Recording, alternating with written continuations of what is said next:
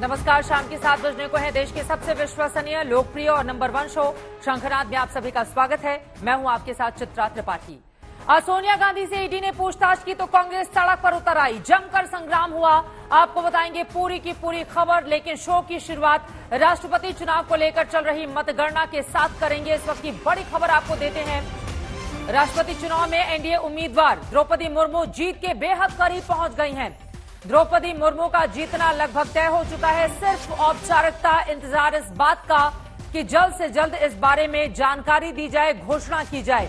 4,83,299 अब तक वोट मिल चुके हैं, जबकि यशवंत सिन्हा को 1,89,876 और इस लिहाज से देखा जाए तो द्रौपदी मुर्मू कहीं ज्यादा आगे। 540 सांसदों के वोट मिले हैं द्रौपदी मुर्मू को। इस तरह की जानकारी सामने आ रही है। लोकसभा और राज्यसभा दोनों को ही मिला लें। और यहां पर देखिए, द्रौपदी मुर्मू और यशवंत सिन्हा दोनों के आंकड़े क्या कहते हैं। अब तक जो वोट मिले हैं, 540 वोट पड़े हैं, उनका मूल्य अगर अब देखा जाए तो 4,83,299 हो जाता है द्रौपदी मुर्मू के लिए एनडीए उम्मीदवार। जबकि दूसरी तरफ यशवंत सिन्हा विपक्षी उम्मीदवार हैं, जो बहुत ज्यादा पीछे खड़े हुए हैं द्रौपदी मुर्मू से। 1,79,876 वोट के मूल्य अब तक मिले हैं। इसी के लिहाज से आप समझ सकते हैं कि द्रौपदी मुर्मू कहीं आगे जा चुकी हैं और उनकी जीत सिर्फ औपचारिकता भर रह गई है। द्रौपदी मुर्मू की इस जीत के साथ ही आपको बताते चले, हिंदुस्तान को पहला आदिवासी राष्ट्रपति मिल जाएगा और यकीनन आजाद भारत के लिए ये गर्व की बात, जैसा कि बार बार भारतीय जनता पार्टी दावा कर रही है। आदिवासी अनुसूचित जनजाति की जो तादाद है हिंदुस्तान के भीतर 8.9% और आज तक उनका प्रतिनिधित्व इतने बड़े पैमाने पर, इतने बड़े पद पर किसी ने नहीं किया था। यही कारण है कि द्रौपदी मुर्मू की जीत का जैसे ही ऐलान किया जाएगा, उसके साथ ही हिंदुस्तान एक नई इबारत लिखेगा। हमारे दो सहयोगी जुड़ चुके हैं ज्यादा जानकारी के साथ। मिलन शर्मा राजधानी दिल्ली से जुड़ी हुई हैं। द्रौपदी मुर्मू के घर के बाहर वो मौजूद है, लगातार अंदर की तस्वीरें भी आप तक पहुंचा रही हैं। वहां पर नेताओं का जमावड़ा लगा हुआ है। कहा जा रहा है प्रधानमंत्री नरेंद्र मोदी भी जैसे ही ऐलान हो जाता है द्रौपदी मुर्मू की जीत का, वो फौरन वहां पर पहुंचेंगे उनको बधाई देने के लिए। अभिषेक आनंद भी हमारे साथ जुड़ चुके हैं, लेकिन सबसे पहले मिलन का रुख करते हुए, मिलन आपके पीछे की तस्वीरें हम देख रहे हैं। बड़ी सी होर्डिंग लगाई गई है, उसमें द्रौपदी मुर्मू का ही चेहरा है। उनको बधाई देने के लिए अभी से लोग वहां पर पहुंचने लगे हैं। किस तरह की तस्वीरें दिखाएंगी, प्रधानमंत्री का क्या कार्यक्रम है, वहां कितने बजे पहुंचेंगे नरेंद्र मोदी? बिल्कुल, देखिए चित्रा, जैसे हम पहले दिखा रहे थे कि मेरे पीछे जो इतना बड़ा बोर्ड लगा है, इसमें निश्चित रूप से बीजेपी जो है एनडीए कैंडिडेट द्रौपदी मुर्मू को पहले ही अभिनंदन का ये जो मैसेज है ये दे दिया गया है।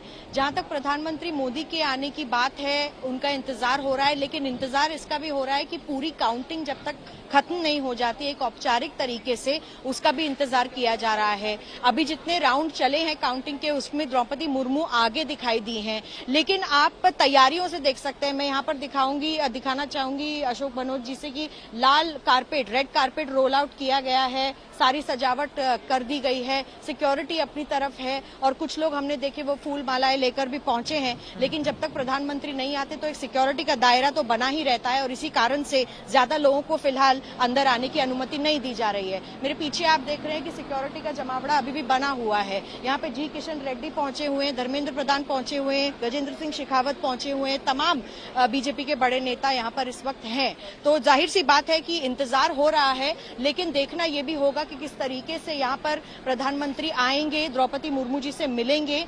स्टेज जो हमने आपको अभी दिखाया, वहां पर सिर्फ द्रौपदी मुर्मू ही होंगी ऐसा बताया जा रहा है और इलेक्शन कमीशन से चीफ इलेक्शन कमिश्नर आकर उनको पहले सर्टिफिकेट देंगे और बधाई देंगे। पास मिलन, ये बड़ी जानकारी आप दे रही हैं। फौरन लौट के आती हूँ। अभिषेक आनंद जुड़े हुए हैं। जेपी नड्डा का रोड शो शुरू होने के लिए जा रहा है। इस जीत के समर्थन में एक बड़ा कार्यक्रम, और ऐसा अगर होता है, तस्वीरें तो सामने आ रही है, तो इतिहास में पहली बार होगा।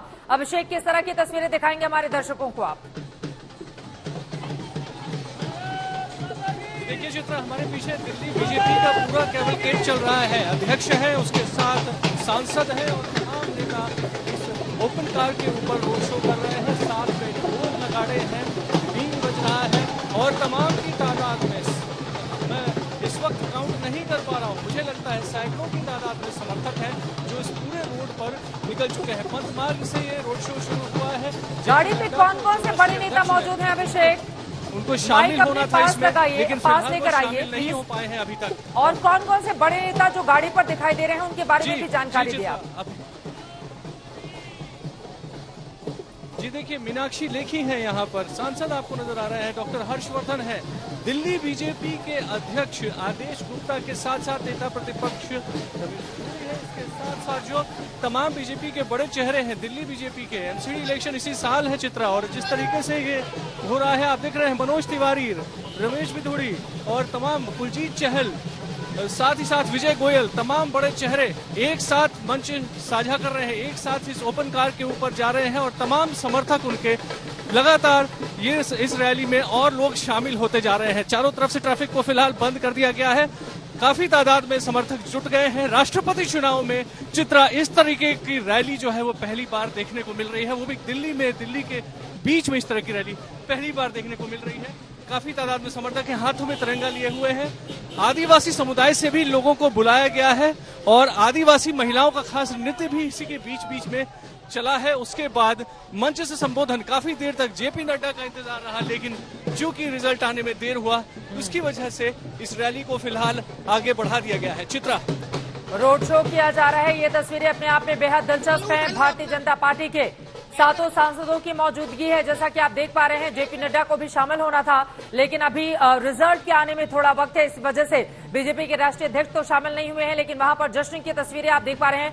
मुझे लगता है अगर इन सांसदों से आप बातचीत कर पाएंगे आनंद, तो वो लोग जरूर अपनी कुछ राय देंगे। मकसद क्या है, एजेंडा क्या है इस जीत के सेलिब्रेशन का, इस तरह का मौका, क्योंकि पहली बार ऐसा हो रहा है जब राष्ट्रपति पद के उम्मीदवार की जीत को लेकर इतना बड़ा आयोजन राजधानी दिल्ली में किया जा रहा हो। जी बिल्कुल चित्रा, विजय गोयल है इस वक्त हमारे साथ। विजय जी, तो पीछे चल पड़ेंगे, विजय जी,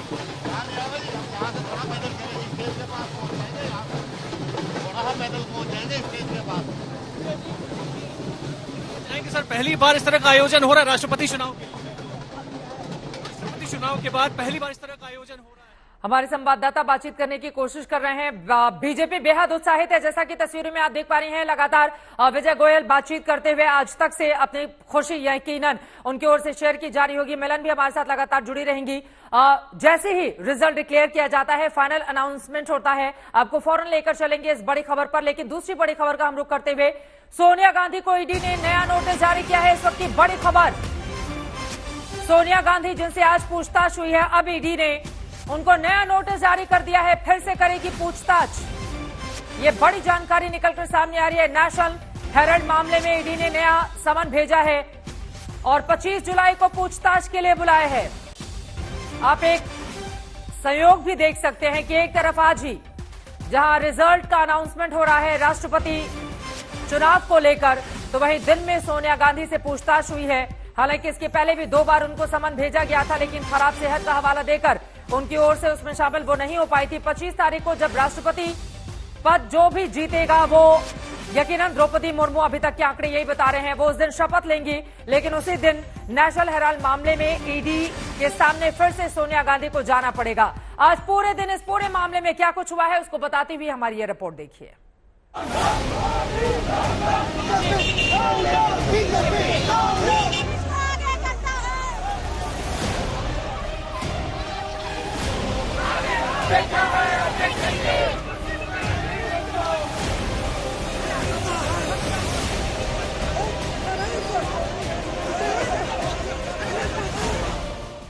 ईडी सवाल तो सोनिया गांधी से कर रही थी, लेकिन गुस्सा कांग्रेस कार्यकर्ताओं का भड़क रहा था।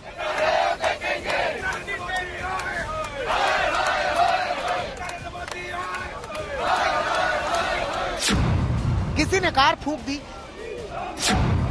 किसी ने स्कूटी को जलाकर खाक कर दिया।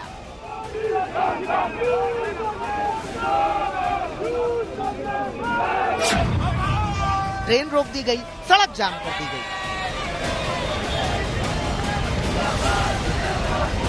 क्या दिल्ली, क्या हैदराबाद, सड़क से संसद तक संग्राम छिड़ गया।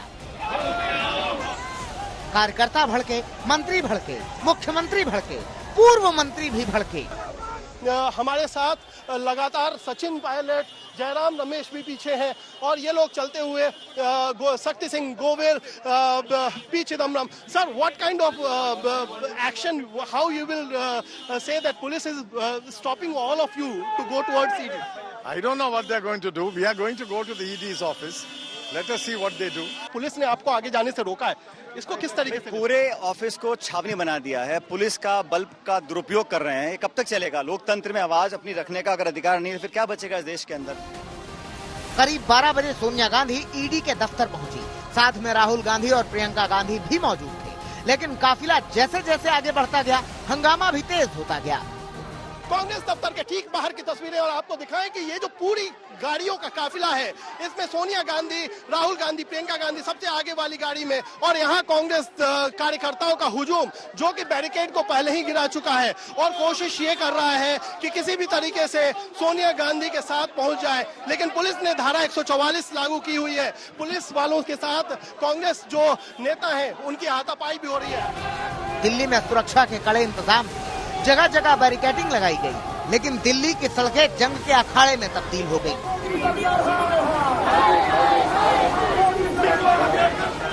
हालात काबू में करने के लिए वाटर कैनन का इस्तेमाल किया गया।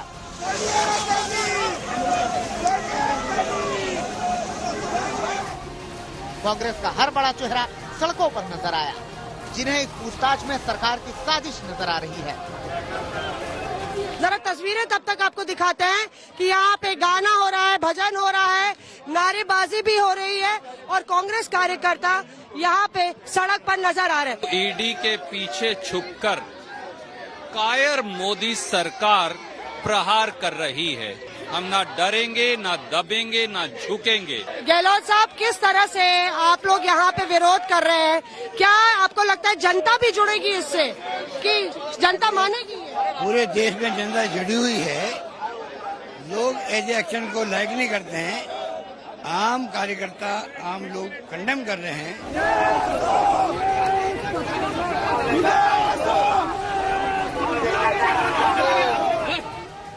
कांग्रेस कार्यकर्ताओं ने सड़कों पर हंगामा शुरू किया तो पुलिस एक्शन में आई। कई बड़े नेताओं के साथ कार्यकर्ताओं को हिरासत में ले लिया गया।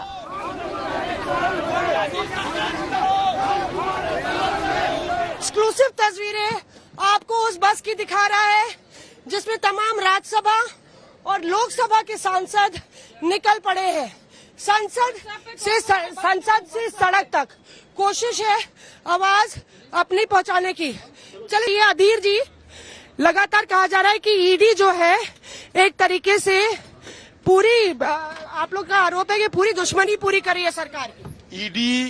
ईडी को ये सरकार ने इडियट बना दिया। अच्छा। और इसके चलते इडियट की तरह काम करते हैं। जो सरकार की आदेश होते हैं, निर्देश होते हैं, वही पालन करते हुए सारे विपक्ष के खिलाफ वो जंग छेड़े हैं। लोकतंत्र में राजनीतिक प्रतिशोध का कोई स्थान नहीं है। प्रतिशोध और बदले की भावना, प्रतिशोध की ज्वाला वो ज्वाला है जो इसमें जला है, वो स्वयं भस्म हो गया है। आज सरकारी जांच एजेंसी का दुरुपयोग विपक्ष की आवाज दबाने के लिए किया जा रहा है। संसद में भी सोनिया से ईडी की पूछताछ पर मार्च निकाला गया।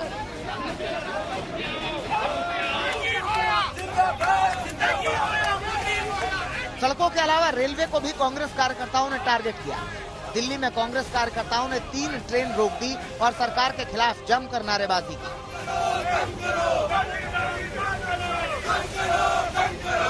दिल्ली हंगामे का केंद्र रहा, जिसका असर पूरे देश में देखने को मिला।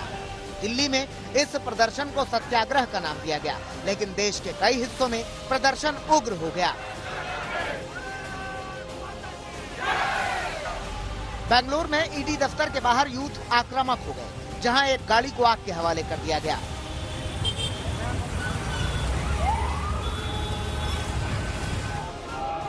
युवा कांग्रेस के नेताओं ने हैदराबाद में ईडी कार्यालय से करीब 100 मीटर की दूरी पर विधानसभा के ठीक सामने एक स्कूटी में तोड़फोड़ की और उसे बीच सड़क पर फूंक दी।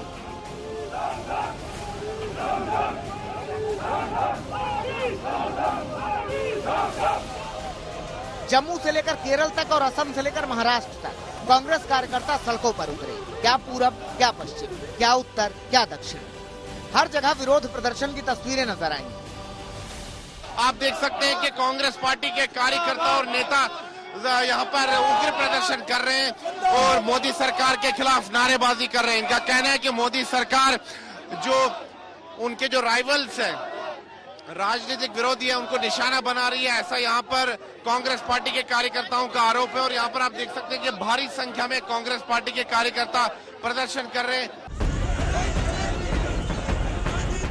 साफ है कि राहुल के बाद सोनिया को ईडी ने बुलाया तो कांग्रेस को रास नहीं आ रहा।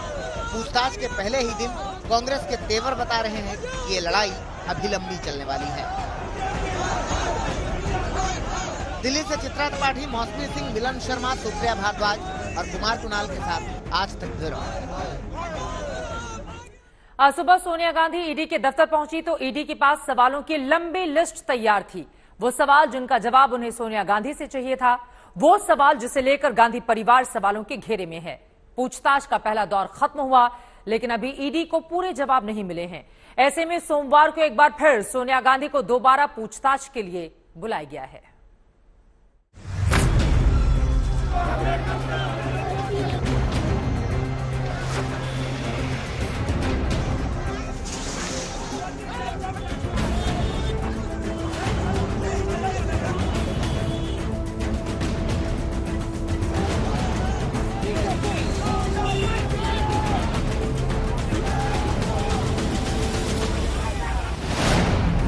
सोनिया गांधी से करीब 2 घंटे की पूछताछ।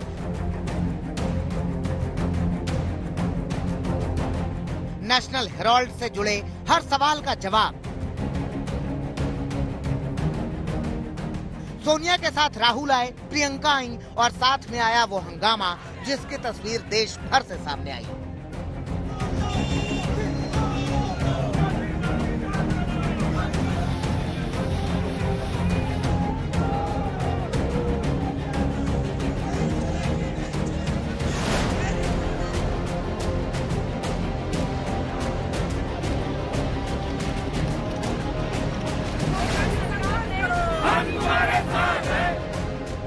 ईडी के पास सवालों की एक लंबी लिस्ट थी।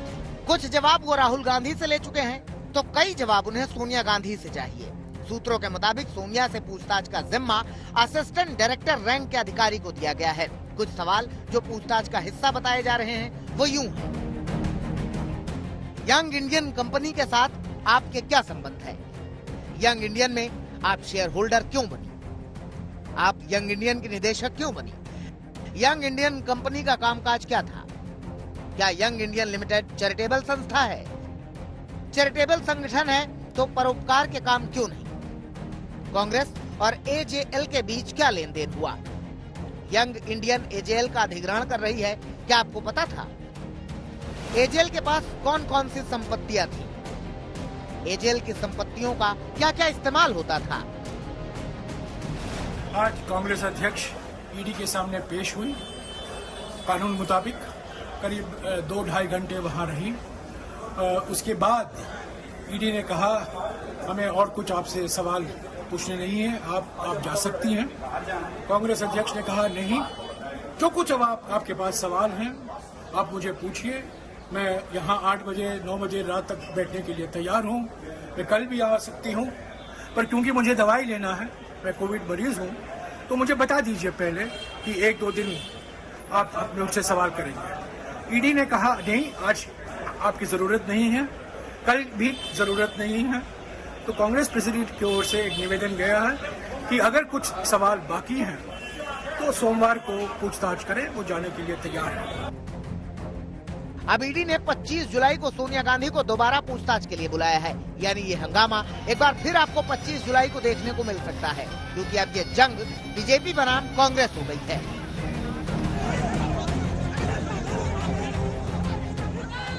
मामला बहुत सरल भाषा में ये है कि कांग्रेस पार्टी तो परिवार की जेबी संस्था हो चुकी है, उनके नेता भी जेब में हैं।